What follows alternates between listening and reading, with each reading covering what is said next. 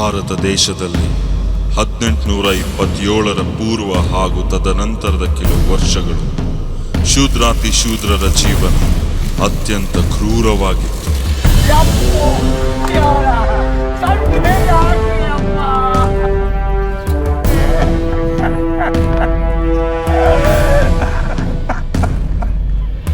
ಉಚ್ಚ ನೀಚ ಕೆಳಜಾತಿ ಮೇಲ್ಜಾತಿ ಎಂಬ ನೇಮ ನಿಷ್ಠೆಗಳು ಬೀಡು ಬಿಟ್ಟಿದ್ದವು.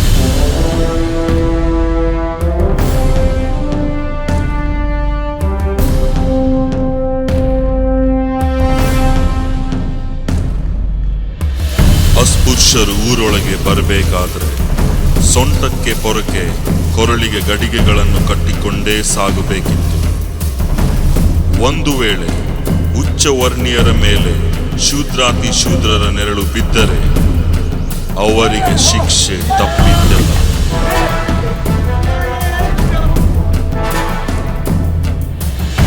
ಆ ಕಾಲದಲ್ಲಿ ಮನುಶಾಸ್ತ್ರದ ಪ್ರಕಾರ ಬ್ರಾಹ್ಮಣರನ್ನು ಹೊರತುಪಡಿಸಿ ಬೇರೆ ಜಾತಿಯವರು ಶಿಕ್ಷಣ ಕಲಿತರೆ ಅಥವಾ ಮಂತ್ರ ಪಠಿಸಿದರೆ ಅಂಥವರ ನಾಲಿಗೆಯನ್ನು ಕತ್ತರಿಸಲಾಗುತ್ತಿತ್ತು.